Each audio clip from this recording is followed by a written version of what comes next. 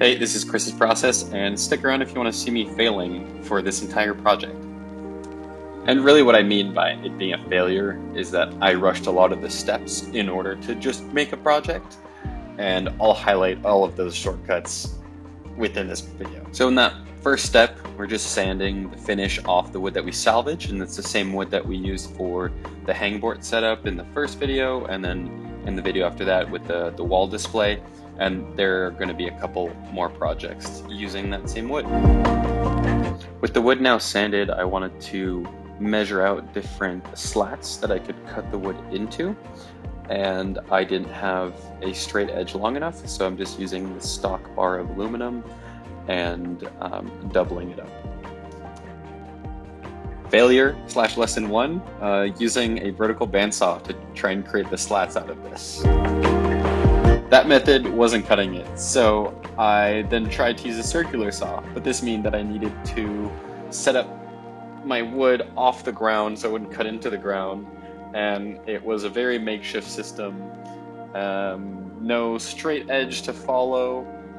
The pieces were moving around. I was close to my feet with the bandsaw. Just a lot of no's.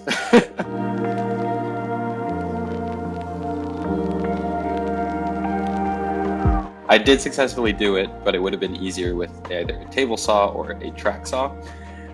So at this stage now, I'm sanding the inner edge that had some burn marks from the blade.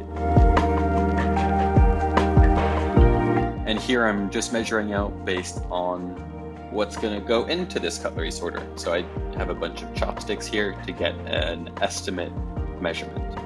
Then to make those cuts, I just used the miter saw, and I realized I didn't have enough pieces, so I had to use my janky system with a circular saw again. Please don't do that. Find a better way of doing it.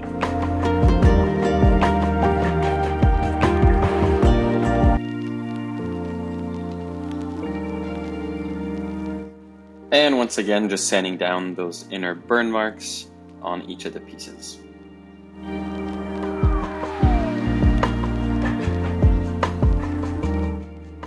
I had these larger slats from the salvaged bed frame that I'll be using for the front and back of the cutlery sorter. So here we're just cutting it to length and then splitting that board in two.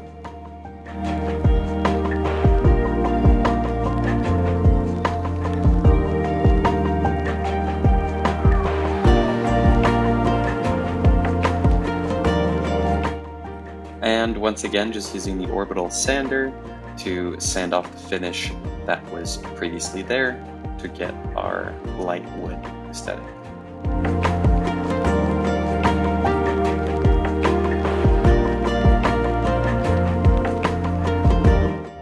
Now with all the pieces cut, we're ready to assemble. I brought the drawer from the kitchen back home and put all the pieces in, ready for the glue up. The piece of paper I use here is just to make sure that no glue falls into the drawer and leads to more of a mess for me to clean up. So one by one, I glued the slats in using a dummy piece to ensure the spacing between them was consistent, and I left the larger section for any larger cutlery from the kitchen.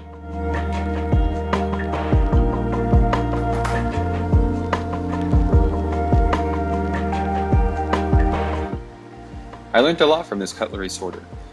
Having installed it, it doesn't work very well, to be honest, and it's very fragile.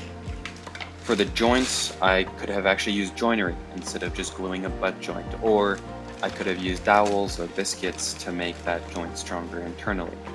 And I also could have improved the strength of the frame or put a base plate, all things that would have helped it.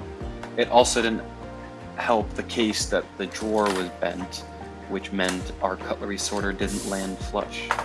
But all things that I now know for future projects. And with that, thank you so much for your time. I appreciate it. Have a good one.